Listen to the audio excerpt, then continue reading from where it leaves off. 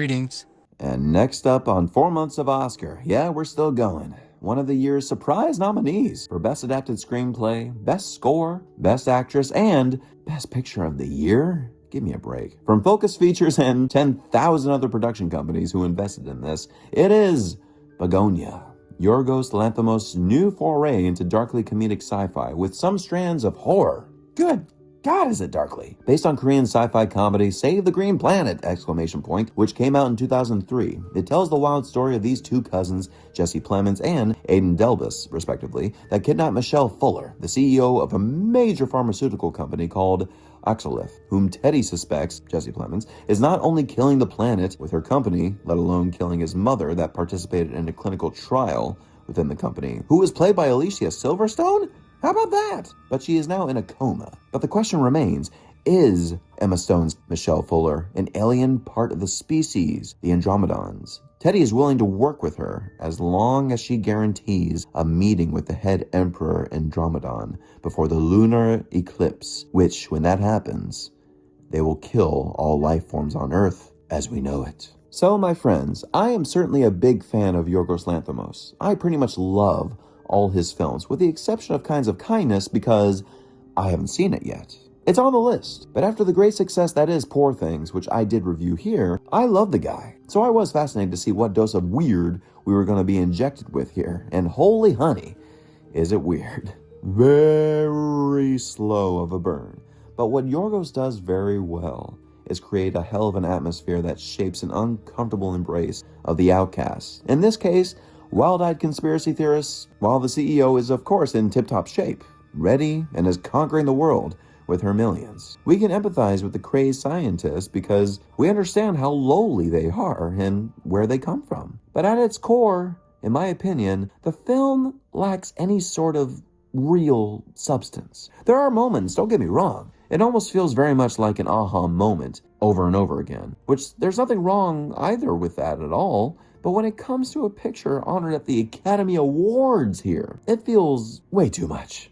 Nevertheless, the performances are truly, truly terrific. Emma Stone will always be fantastic, guaranteed. And the partnership she has built with Yorgos is something all audiences look forward to. I know I do. And it helps with her being a co-producer with each film he's done, post The Favorites. The most hilarious thing about this is how much of a PR thing of Emma Stone shaving her head has been. It's like, give me a fucking break here. What is the big fucking deal, personally? So yes, it is fun when Jesse Plemons shaves her head in the film. They set up 4 VistaVision cameras to capture it in one take, for she was shaved on camera, right there. I mean, that's good to know, but my God, I mean, we are past the point of the Academy awarding Oscar nods just because the famous actors have shaved their heads, right? But in spite of that, I mean, it's true. Emma Stone does give a valiant antagonistic performance that we do hang on the fact that she's just a go-getting multimillionaire stuck in this sticky situation. I mean, literally sticky. And the chemistry that is built between she and Jesse Plemons is vibrant. Jesse Plemons has always been a phenomenal actor, and I'm certainly happy he has received recognition for his outstanding performance. But even more so, major kudos to AIDAN DELBIS, a neurodivergent actor who gives such sincerity to the role of Don. So much honesty that, spoiler, it shotgunned me in the gut when you know what happened to him in Act 2. Boy, was there a gasp in that theater. And once again, that's pure Yorgos, who can gut punch you in an instant, and yet hang on to the tension that is built within any narrative, which most of the time results in a heavy, uncomfortable chortle. It would have been such a, a little different kind of film if Ari Aster stayed attached to it, after the original director of the original Korean film, Jang Joon-hwan, who was attached as well, was opted out. You think this is a perfect vehicle for Yorgos, and also while we have some dark-ass shit happening, it leaves room for the beautiful things of nature, like the allegory between the bees and the honey, with its own title, Bugonia, which in Greek means progeny from an ox. The myth of the bees being able to generate from the dead carcass of an ox that has no blood spilt, which speaks heavy into the film's ultimate ending, which is eerie in and of itself. But as the film progressed, I personally could see it coming. Like, the grand twist at the end, we could all see it coming. Just the same as the truth being really revealed behind Emma Stone's Michelle, When it happened, I really just thought it was more of a punchline than a twist. Very, very reminiscent of a Twilight Zone episode, which I love. Call it maybe cynical and bleak, but mentally, I mean, you read the news for 1 minute and you'll get bleak. Being Yorgos' highest budget for a film he's made yet, at $45 million, that's $10 million more than Poor Things, which is nuts. It sadly hasn't made its big financial return, only sitting at $42.8 million in return. Ugh. But yes, the honors have been made, which I still think was too much for the film. Yes, I did enjoy this film, but is it really Best Picture level? Not for me, I hate to say. However, I am glad for it. I am. I really am. Will it take any of the gold home? Obviously not.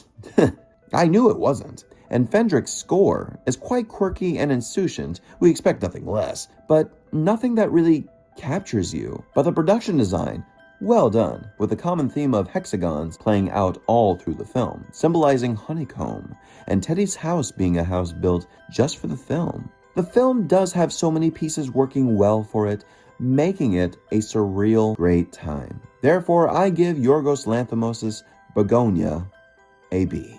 Kudos for the brilliant use of Chappell Roan's Good Luck Babe, which was Emma Stone's own idea. And you know what? If I didn't see the trailer like 10 frickin' times in a theater, I probably would have enjoyed it a little more on the first viewing. But my friends, Bugonia, what do you think of it? Is it Yorgos Lanthimos' best film so far? I know to some it's their favorite. Share in those comments. Like and share with your friends. Please click that subscribe button if you haven't done so already, and ring that bell to stay updated on when new content comes out. And don't forget about the Patreon channel and Spotify, where these reviews and top 10s travel amongst us. Thank you all so much for watching. I love you all sincerely. And stay tuned for more of my thoughts and reviews of the films honored at this recent Academy Awards.